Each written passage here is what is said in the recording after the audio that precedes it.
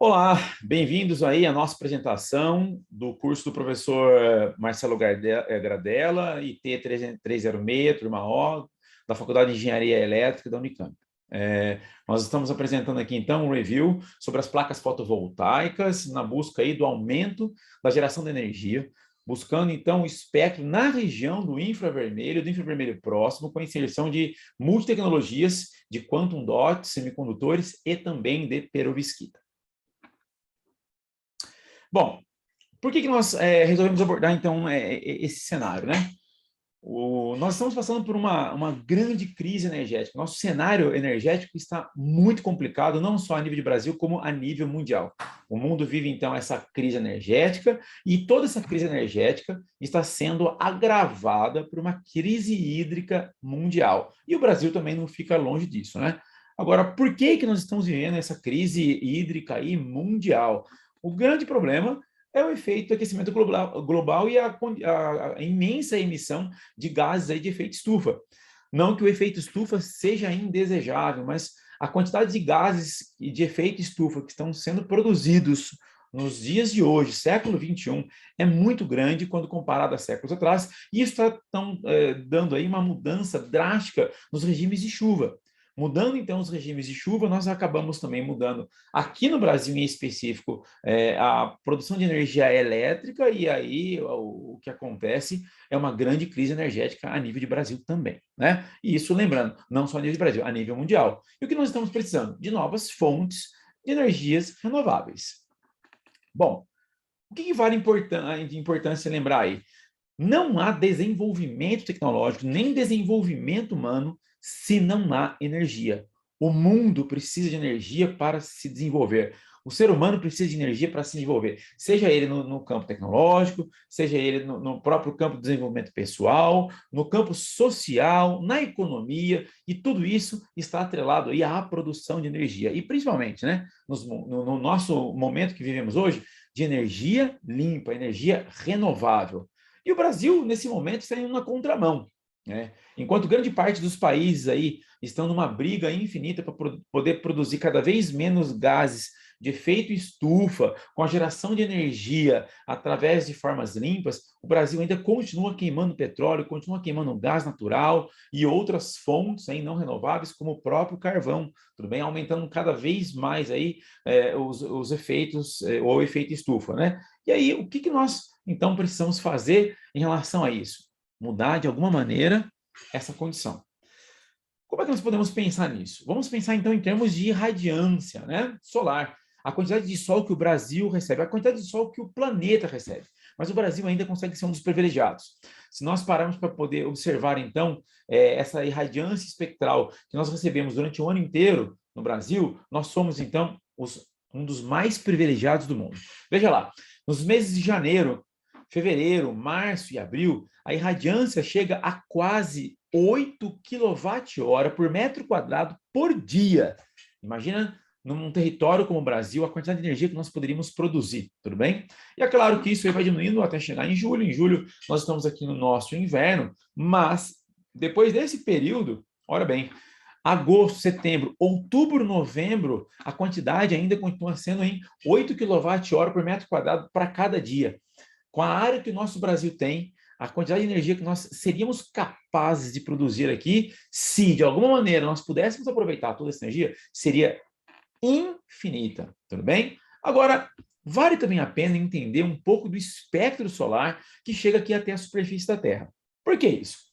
Quando nós estamos falando, então, em toda aquela irradiação, ou irradiância solar que chega até aqui, ao nosso país, tudo bem? Especificamente, estamos falando, então, da maior parte dessa irradiação que chega na região do visível.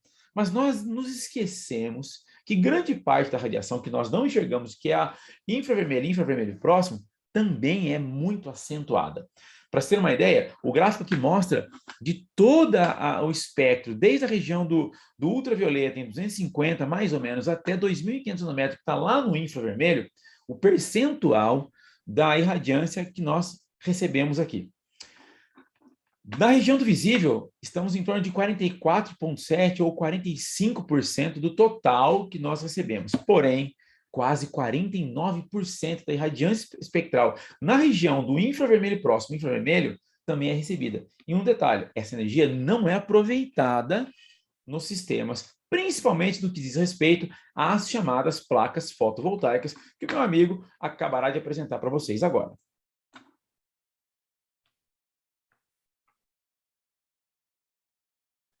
Exatamente, pessoal. Quando nós falamos de energia solar fotovoltaica, não tem como não aprofundar um pouco sobre as células solares fotovoltaicas. As células solares, elas vêm se desenvolvendo ao longo dos anos, né, com o intuito de estar sempre buscando fontes paralelas, né, alternativas de energia, né? As células da primeira geração são as células de silício policristalino, monocristalino e multicristalino, tá bom? Então, aqui nessa imagem a gente consegue ver algumas fotos de células monocristalinas, policristalinas e também o silício aí cristalino, ok? As células da segunda geração são células de filmes finos inorgânicos, né? Um exemplo deles é o teoleto de cádmio, tá? Que se destaca bastante nessas células da segunda geração, e também filmes orgânicos também, porém, os filmes orgânicos estão ganhando mais força nos últimos anos, tá? Já as células de terceira geração, nós temos, pode passar, por favor, Gilberto? Isso aí. As células da terceira geração, nós temos tecnologias de OPVs, né, pontos quânticos e painéis solares híbridos, né, de heterojunções. Então, como falei para vocês, o estudo das células, eles vêm se desenvolvendo cada vez mais, né, é algo que tem que continuar e é algo que nós vemos uma grande tendência do mercado, né, ou as células da quarta geração que vem surgindo no momento, são as células de perovskita, né? Perovskita é um mineral que já é conhecido há mais de 100 anos, né? Ele vem sendo muito estudado pela sua característica óptica, né? E pela sua transformação de luz solar em eletricidade, pelo efeito fotovoltaico. Tá? Então, as células de perovskitas, elas vêm ganhando muita força aí nas comunidades acadêmicas e a eficiência das células de perovskita, que foi alcançada em 10 anos, é bem superior ao silício, né, que vem sendo estudado aí há aproximadamente uns 40 anos, né? Na formação da perovskita, quando a gente fala, pô, perovskita, como que é produzida a perovskita, né? Temos alguns métodos aí que se destacam no mercado. Entre eles estão aqui deposição de solução em uma etapa, deposição sequencial de solução em dupla etapa, deposição a vácuo, processo de deposição assistida por vapor, engenharias de solvente e blade coating. Nós não vamos entrar de maneira detalhada nesses tópicos, pois iria estender muito aqui o nosso vídeo, tá, pessoal? Então, a ideia é só citar quais são os mais utilizados aí para produção de filmes finos de perovskita. E, dentre eles, o que tem se destacado aí nesse último ano, pelas instituições de pesquisa como a Unicamp e o Centro de Inovação de Novas Energias, é a técnica de blade coating, né? É importante ressaltar que essas técnicas, elas trabalham em temperaturas acima de 120 graus, então, é uma técnica que usa bastante energia para a produção desse material. Porém, esse grupo de pesquisa, eles conseguiram desenvolver a aplicação dessa técnica em baixas temperaturas, e isso, né, ganhou bastante visibilidade, porque conseguiram produzir uma perovskita com uma alta qualidade, né, utilizando uma técnica que já vem sendo utilizada em baixas temperaturas. Então, isso torna a perovskita mais promissora, e aí o olhar da academia aí para suposta sucessora aí do silício cristalino. Ok? Isso aí. E aí, no que diz respeito, então, ao que você acabou de falar, sobre as perovskitas, né, o que nós estamos também trabalhando aqui?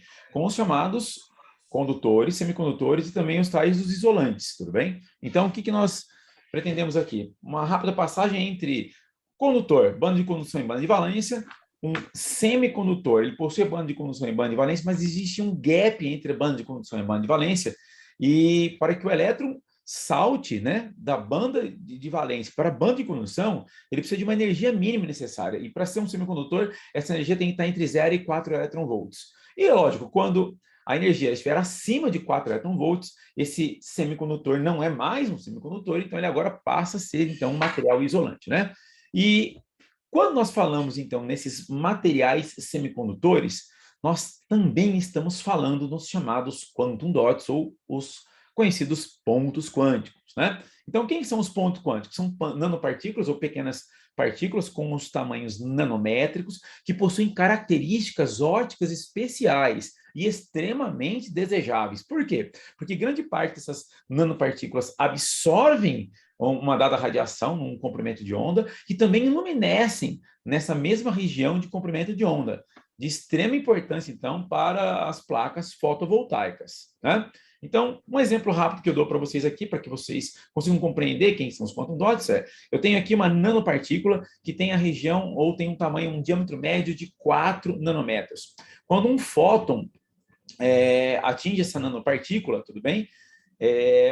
Essa nanopartícula, ela consegue ter, então, uma energia de gap pequeno bastante para que um elétron salte da banda de valência para a banda de condução. Então, essa energia de gap aí faz com que esse fóton seja absorvido, o elétron salta, depois, para voltar novamente ao seu estado natural, ele emite de novo. E para ter essa nova emissão, ele está luminescendo da mesma região. Tudo bem? Então, ele absorve em regiões específicas, em comprimento de onda. Já o material na forma de Book ou com partículas acima de 20 nanômetros, isso não acontece. Não acontece essa estratificação das energias aí. E aí, o que isso relaciona logicamente, né? Os quantum dots, então, ou o material Book aí com as absorbâncias. Isso tem a ver, então, com os raios médios, né? Por que com os raios médios, então, nós estamos falando aí? Bom, vamos entender aí. Quando as nanopartículas são menores, quanto menor a nanopartícula, maior a energia de gap que existe entre a banda de condução e a banda de valência, e, consequentemente, o fóton aí absorvido vai ser absorvido na região do visível para comprimentos de ondas menores. Quando eu tenho raios maiores ou diâmetros maiores dessas nanopartículas, a energia de gap, então, é menor e, consequentemente, nós estaremos emitindo, então, aí, absorvendo e, ao mesmo tempo, né, tendo aí a luminescência na região do vermelho, tudo bem? Para comprimentos de onda maior. O que isso já não aconteceria com o material Book, né? Com o material na forma cristalina. Aí, o que nós precisamos, então, entender para ficar mais claro aí no nosso quesito aqui, onde nós estamos querendo chegar?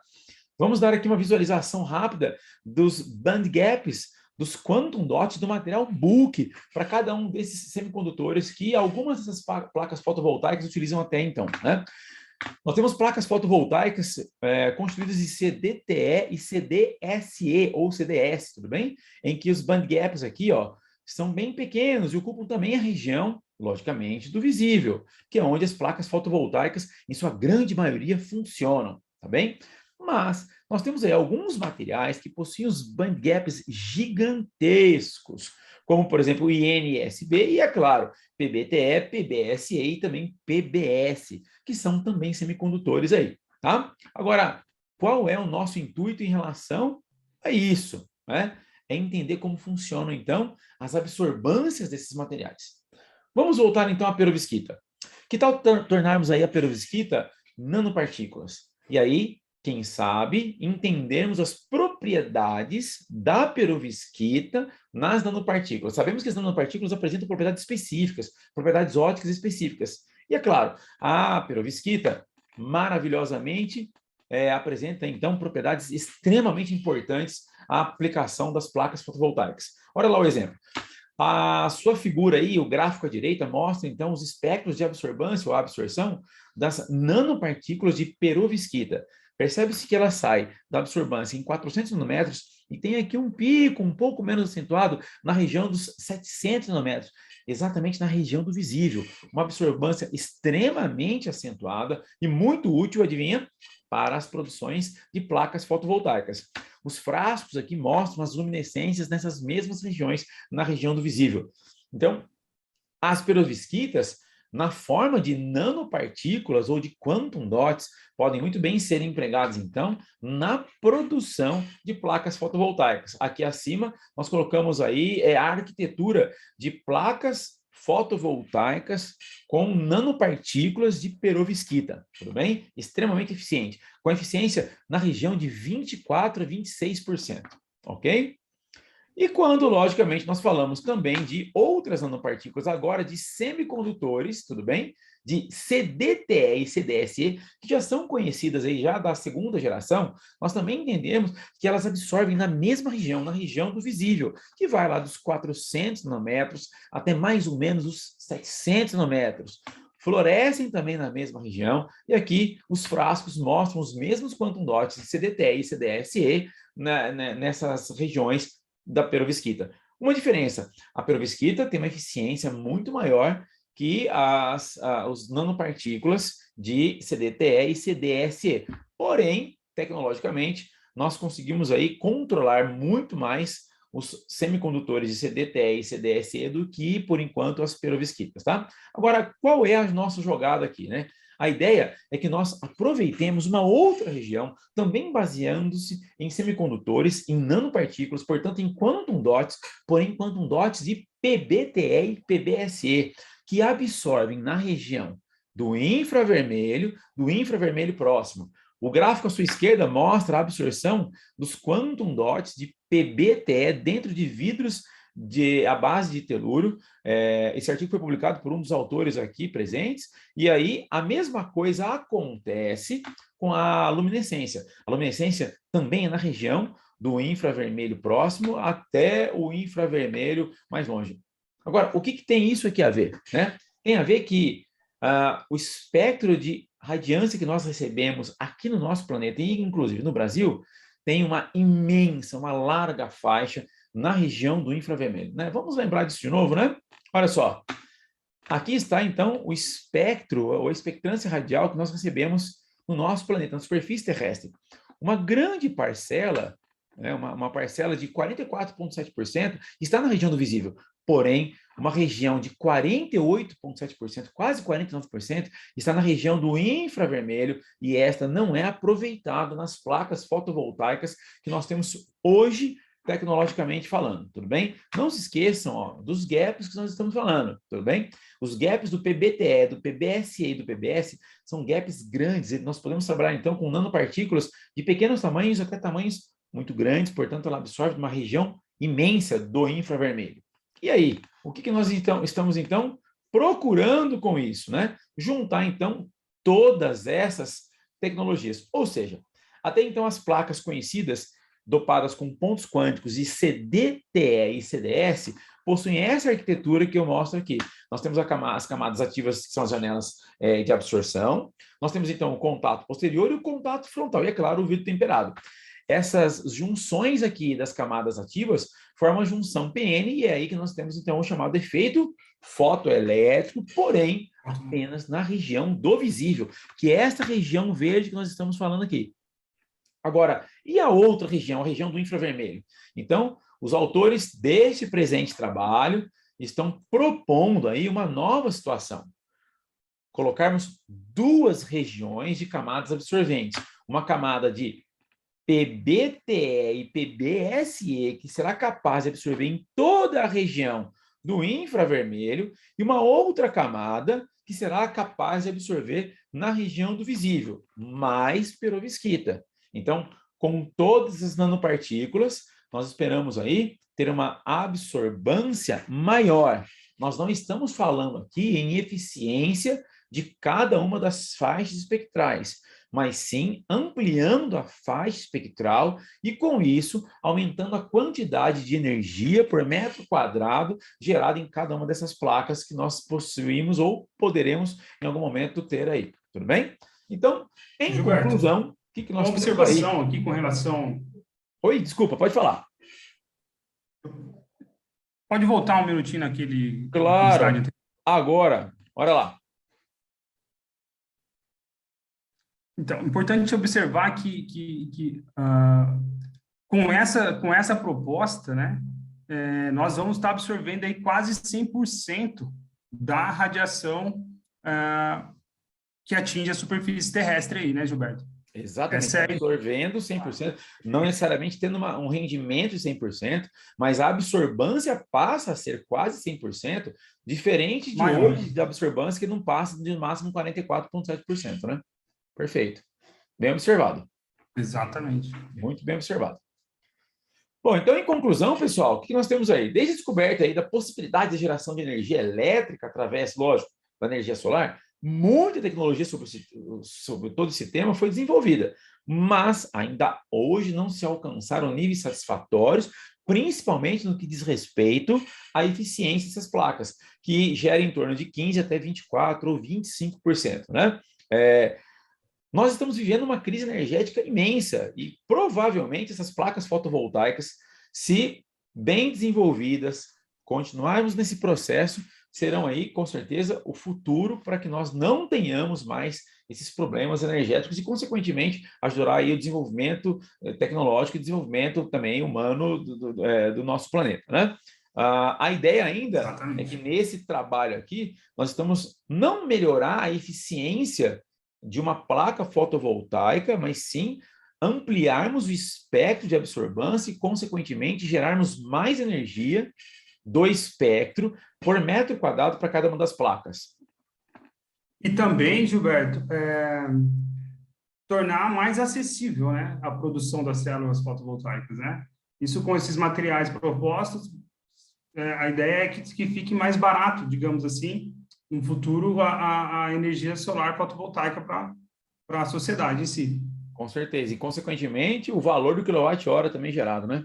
Acaba sendo mais gerado, mais barato aí. E na sua distribuição também, tá?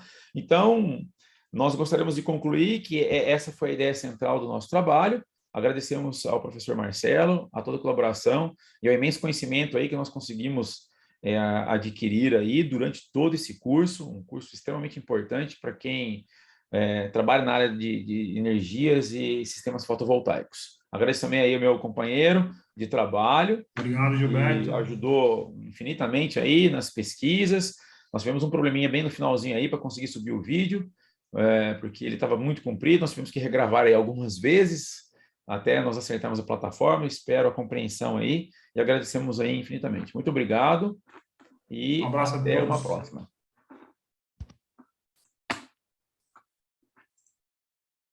Aqui estão algumas referências bibliográficas de alguns dos trabalhos que foram levantados e escritos aqui pelos autores presentes.